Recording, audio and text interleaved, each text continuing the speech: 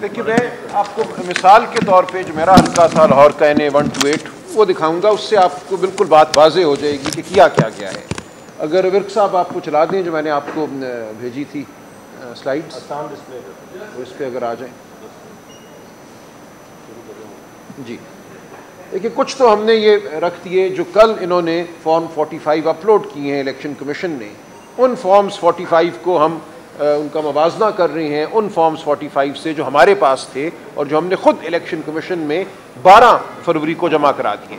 यानी कि 443 polling station है, उनका रिकॉर्ड इतनी तफसील से कोई शख्स 2 दिनों में बनाकर फाइल नहीं कर सकता। जो हमें मिले फॉर्म अपने पोलिंग एजेंट से वही हमने हू बहू जमा करा दिए इलेक्शन कमीशन में। और इलेक्शन कमीशन को हमने ये कहा कि अब आप मंगवाइए अपने रिटर्निंग अफसर साहब से वो फॉर्म 45 जिसकी बुनियाद पे उन्होंने नतीजा मुरतब किया है। वो तो नहीं मंगवाए इलेक्शन कमीशन ने, लेकिन बहरहाल कल उनको अपलोड किया। जब उनको अपलोड किया तो जो सूरत सामने आई वो मैं आपके सामने रखना चाह रहा था। स्लाइड चली नहीं चली? ये सिर्फ मिसाल के तौर पे 3-4 अगर हम फॉर्म 45 देखें तो उससे बात वाज़ेह हो जाती है कि इन्होंने क्या फार्मूला इस्तेमाल किया। और ये तो फर्स्ट जनरेशन भी नहीं, ये तो बिल्कुल ही बचगाना किस्म की हरकत की इन्होंने कि जहाँ 1 है उसको 7 बना दिया या उसको 9 बना दिया। और उसका नतीजा ये हुआ, जब ये आएंगे तो आप देख लेंगे कि हमने फॉर्म 48 भी जो इलेक्शन कमीशन ने कल शाया किया अपनी वेबसाइट पे, फॉर्म 48 ये होते हैं हर पोलिंग स्टेशन का जो नतीजा है वो उसके अंदर लिखा हुआ होता है, हर पोलिंग स्टेशन का। ओवरऑल रिजल्ट तो फॉर्म 49 में होते हैं, लेकिन 48 में हर पोलिंग स्टेशन का आते हैं। जब आप पोलिंग स्टेशन के हिसाब से चलते हैं तो आप ये देखेंगे कि हर वो पोलिंग स्टेशन जिस पे इन्होंने मेरे मद्दे मुकाबिल को दूसरे शख्स को जितवाया है, वहाँ पे टर्न आउट 80-85% हो गया है। क्योंकि उन्होंने यही किया ना, जहाँ 173 था उसको 973 कर दिया। जब 800 वोट उस पोलिंग स्टेशन में सिर्फ एक कलम की जुम्बिश से डाले तो टर्न आउट जो था उस पोलिंग स्टेशन का, अगर हकीकतन वो 36% था या 40% था, तो एकदम छलांग मार के वो 86% हो गया। ये आपको नजर आएगा। मिसाल के तौर पे आप अगर देखिए, इसमें हम चले जाएं पोलिंग स्टेशन नंबर 5 पे। अब पोलिंग स्टेशन नंबर 5 पे अगर आप बाएं हाथ से आगे चलें, बिल्कुल उसको उधर ले जाएं और पीछे लेके जाइए। ये हाँ, पोलिंग स्टेशन नंबर 5 और पीछे ले जाइए, आप लेफ्ट पे जाएं आप।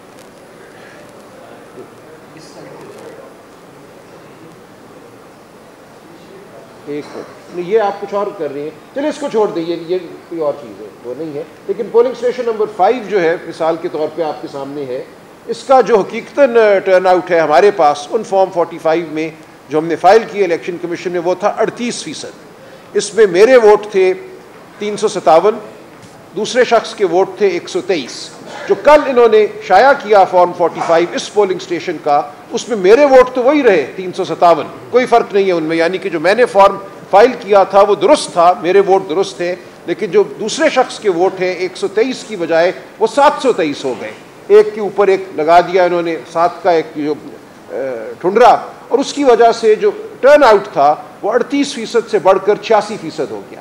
अच्छा, इसी इमारत में, ये एक स्कूल के अंदर एक पोलिंग स्टेशन है, आपके इल्म में होगा कि एक ही इमारत में कई दफ़ा 3-4 पोलिंग स्टेशन होती हैं, एक फ्लोर पे, दूसरा उसके साथ।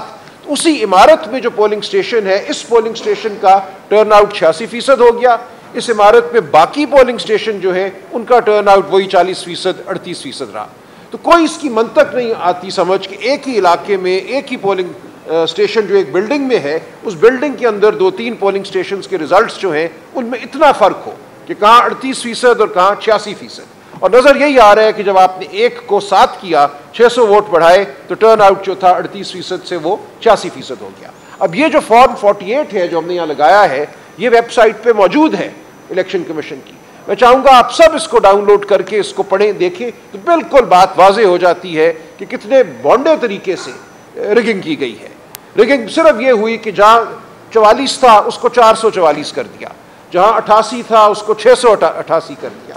ये polling station after polling station after polling station आपको ये नजर आएगा। और उसका नतीजा ये हो रहा है कि एक पोलिंग स्टेशन पे जहाँ रिजल्ट दुरुस्त रखा गया वहाँ टर्न आउट 40% है, जहाँ रिजल्ट को ख़राब किया गया, टैंपर किया गया, वहाँ टर्न आउट जो है वो 80-86% हो गया। तो ये बड़ी आसान सादा बात है, ये किसी को भी मैं समझता हूँ समझने में मुश्किल पेश नहीं आनी चाहिए।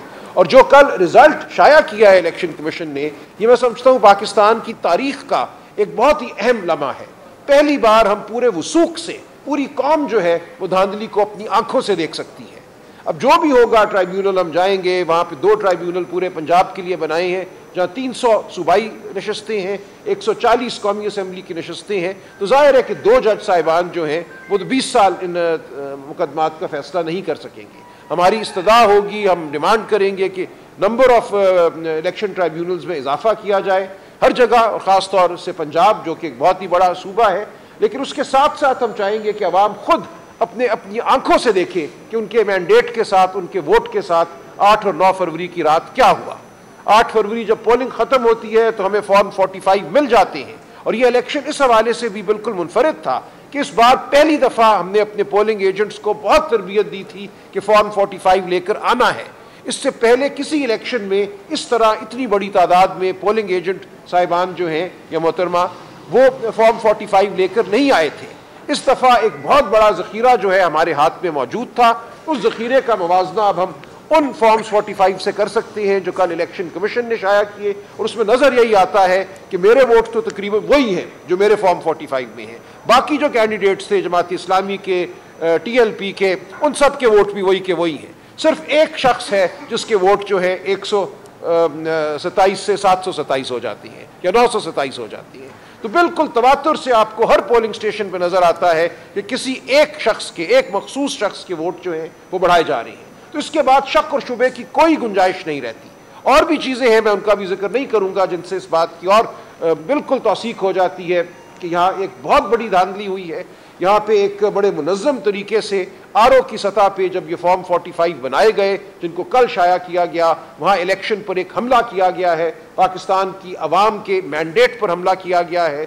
आइंदा अगर जमहूरियत ने इस मुल्क में कायम रहना है तो इस हमले को हमने पसपा करना है। हमने बताना है कौम को, और हमने बताना है हर इदारे को किस तरह ये मुल्क नहीं चल सकता। इस तरह ये मुल्क जो है इसमें इक़्तिदार की जो ट्रांसफ़र है वो ऐसे नहीं होगी कि आप RO साहिबान के ज़रिए कोई रिजल्ट मुरतब कराएं और कहें फ़लाँ जीत गया और फ़लाँ हार गया। ये अब आइंदा नहीं होगा, हम इसको नहीं होने देंगे। इसीलिए हम आपके सामने हाजिर हुए हैं। इसके लिए हम हर तरह की जद्दोजहद करेंगे, कानूनी जद्दोजहद करेंगे, पार्लियामान में जद्दोजहद करेंगे और अवाम में जाकर जद्दोजहद करेंगे। बहुत शुक्रिया।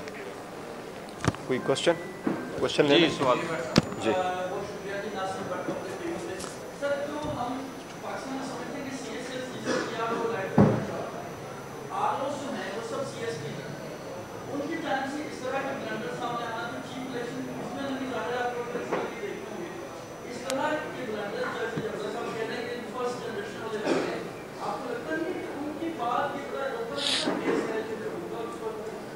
देखिए, ओपन एंड शॉर्ट केस तो है। इलेक्शन एक्ट में लिखा है कि जो गवर्नमेंट सर्वेंट है वो भी रिटर्निंग अफसरान हो सकते हैं और डिस्ट्रिक्ट रिटर्निंग अफसरान हो सकते हैं। इसमें हमने पहले पिटीशन फाइल कर दी, इसी दौरान एक और पिटीशन फाइल कर दी और सुप्रीम कोर्ट से ये इस्तदा की थी कि रिटर्निंग अफसरान और डिस्ट्रिक्ट रिटर्निंग अफसरान जुडिशरी से हो ताकि उन पर प्रेशर ना हो।